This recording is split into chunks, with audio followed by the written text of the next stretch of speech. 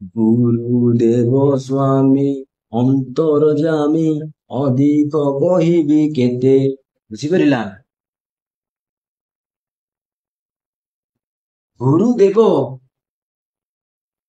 ହେ ପ୍ରଭୁ ଗୁରୁଦେବ, ହେ ଅନାକାର ସ୍ୱାମୀ ଦେବ, ହେ ନିରଞ୍ଜନ, ହେ ଅଲେଖ, ହେ ଶୂନ୍ୟ ବ୍ରହ୍ମ, ତୁମେ କଣ? ଏ ସ୍ୱାମୀ, ତୁମେ ସର୍ବ ଅନ୍ତରେ ଜାଣି, ତୁମେ ସମସ୍ତଙ୍କର ଅନ୍ତର କଥାକୁ ଜାଣିପାର। ବୁଝିପାରିଲା? ତୁମେ ଅନ୍ତର୍ଯାମୀ, ତୁମେ ସର୍ବ ଅନ୍ତର୍ଯାମୀ। ବୁଝିପାରିଲା? ଆହୁରି କେତେ ଅଧିକ କହିବି ମୁଁ ଆପଣଙ୍କୁ, କେତେ ଅଧିକ କହିବି। ବୁଝିପାରିଲା? ଯୋଉ ଘରେ ତୁମେ, ଯତୁ ଘରେ ତୁମେ ରକ୍ଷା କରୁଥିଲ ପଞ୍ଚୁ ପାଣ୍ଡବଙ୍କୁ, କେବଳ ଦ୍ରୌପଦୀଙ୍କୁ ପଞ୍ଚୁ ପାଣ୍ଡବଙ୍କ ଭିତରେ ବିବାହ ଦେଇ ଯୁଦ୍ଧର ଭୂଷଣ ସଜେଇଥିଲ, ଯୁଦ୍ଧର କାରଣ ସଜେଇଥିଲ, ପୁଣି ତମେ ତମମାନଙ୍କର ଅନ୍ତର କଥା ଜାଣିପାର। ମୁଁ ଆପଣଙ୍କ ବିଷୟରେ ଆଉ କେତେ ଅଧିକ କହିବି।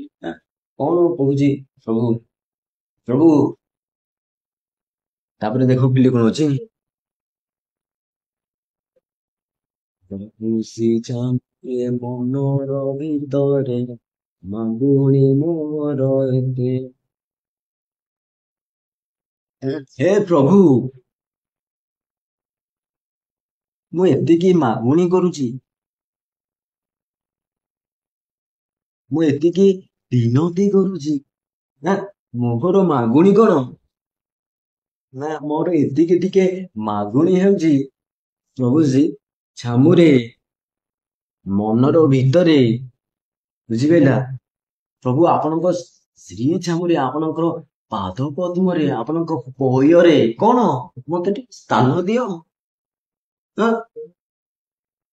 ମନ ଭିତରେ ମୁଁ ଏତିକି ଆପଣଙ୍କୁ ମାଗୁଛି ପ୍ରଭୁ ଶ୍ରୀ ଛାମୁରେ। ବୁଝିପାରିଲା? ପ୍ରଭୁ ଶ୍ରୀ ଛାମୁରେ ମନର ଭିତରେ ମାଗୁଣି ମୋର ଏତେ। ତାପରେ କଣ କହୁଛନ୍ତି ଦେଖ ପିଲେ, ତୁମମାନଙ୍କର ସେବା ଭକ୍ତି ନିୟ ହସ୍ତ ତୋଳି ଦିଅ କର୍ମ ସିଧି ବିଧାନ ଦୟାରେ। ତାପରେ ଦେଖ ହଉଛି, ଦୟାରେ ବଦୁତ କରି ଅବଦୂତ ସମମାନ କରି ରଖ। ତ୍ରୟା ଯୁଗରେ ରାମ ଅବତାରେ ଅଭିଷେକ ହେବା ବେଳେ ମିଳି ସବୁ ଋଷି ଚାହିଁ ରୂପ ରାଶି ପଞ୍ଚୁ ମନେ ବିଚାରିଲେ। କହୁଛନ୍ତି ଭୀମ ଭୋଇ, କଣ କହୁଛନ୍ତି? କହୁଛନ୍ତି ସେବା ଭକ୍ତି ନିୟ। ବୁଝିପାରିଲା? ଭୀମ ଭୋଇ କହୁଛନ୍ତି ସେବା ଭକ୍ତି ନିୟ।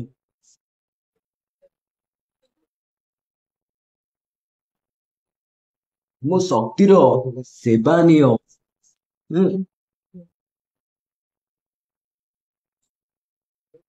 ମୋ ସେବା,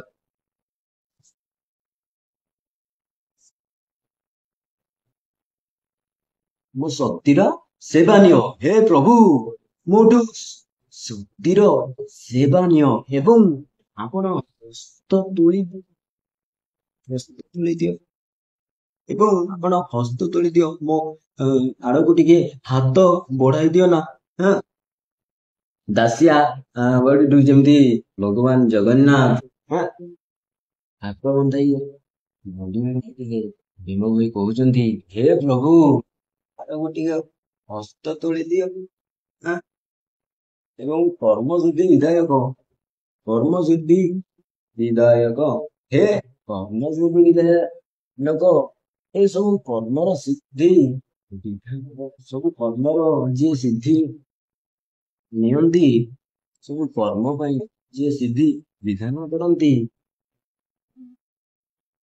ହେ କର୍ମସିଦ୍ଧି ବିଧାୟକ, ମୋ ଆଡକୁ ଟିକେ ହାତ ତୋଳି ଦିଅ, ମୋ ଆଡକୁ ଟିକେ ହାତ ବଢାଇ ଦିଅ। ମୋର ସେବା ଭକ୍ତିକୁ, ମୋର ସେବା ଭକ୍ତିକୁ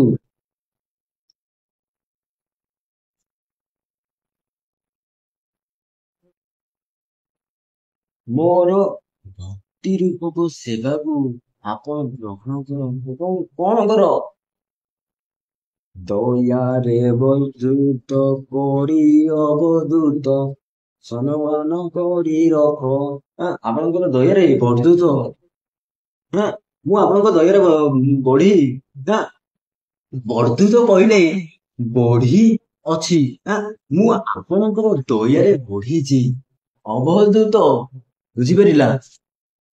ସମ୍ମାନ କରି ରଖ।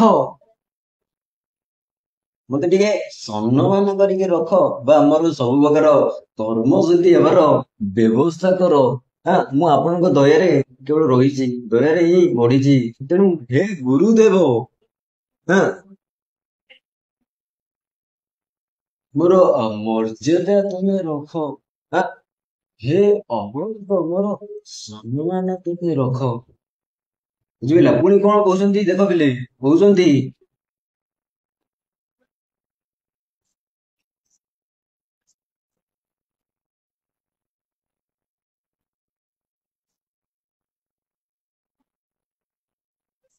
ତ୍ରେତୟାର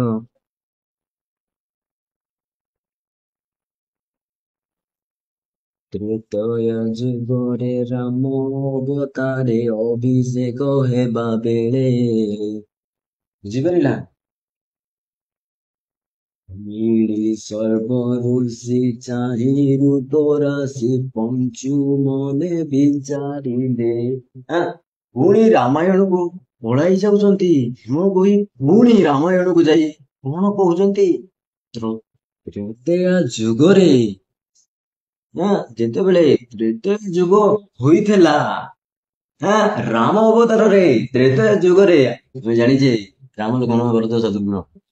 ରାମ ଅବତାରରେ ଅଭିଷେକ ବେଳରେ ଯେତେବେଳେ ରାମଙ୍କର ଅଭିଷେକ ହେଉଥିଲା, ରାମଙ୍କର ଯେତେବେଳେ ଉତ୍ସବ ହେଉଥିଲା, ରାଜା ହେବା ପାଇଁ ରାମ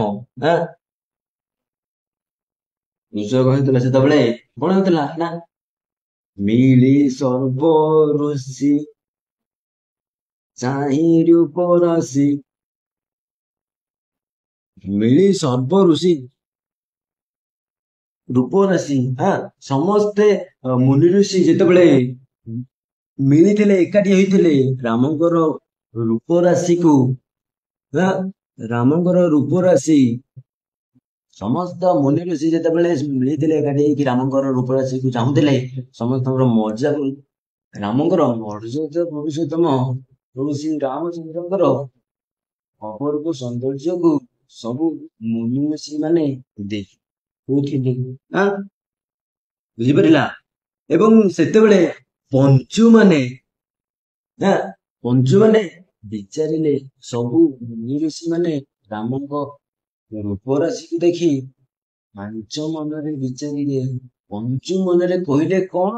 ଆମେ ସେମିତି ଜାଣିଛେ ମନ, ସୁମନ, ବିମନ, କୁମନ, ଅମନ। ଏଇ ପାଞ୍ଚ ମନରେ ସେ ବିଚାର କରୁଛନ୍ତି ରାମଚନ୍ଦ୍ରଙ୍କର ରୂପ ରାଶିକୁ ଚାହିଁ। ହେ ପ୍ରଭୁ, କି ସେବାରେ ଆପଣଙ୍କର ଅଙ୍ଗ ସଙ୍ଗ ଆମେ ଟିକେ ଲାଭ କରିବୁ। ବୁଝିପାରିଲା? ସବୁ ମୁନି ଋଷି ମାନେ ରାମଙ୍କର ରୂପକୁ ତ୍ରେତୟା ଯୁଗରେ ଚାହିଁ ଏ କଥା ବିଚାର କରୁଥିଲେ। ତାହାର ଫଳ ସ୍ୱରୂପ ତୁମେ ଦ୍ୱାପର ଯୁଗରେ ତାଙ୍କର ମନୋବାଞ୍ଛା ପୂରଣ କଲେ। କଣ କଲ ଦେଖ ପିଲେ, ତ୍ରେତୟା ଯୁଗରେ ମୁନି ଋଷି ମାନେ କଳ୍ପନା କରିଥିଲେ ଦ୍ୱାପର ଯୁଗରେ ତାଙ୍କର ମନୋବାଞ୍ଛା କୃଷ୍ଣ ପୂରଣ କରୁଛନ୍ତି କିଭଳି। ଏବଂ ପିଲାମାନେ, ତାପରେ ତମ ମାନଙ୍କର ଏସବୁ ଏମିତି ଅଛି, ଏସବୁ ପରବର୍ତ୍ତୀ ଭିଡ଼ିଓରେ ଆଲୋଚନା କରିବା। ଆଜି ପାଇଁ ବେଶ ଏତିକି।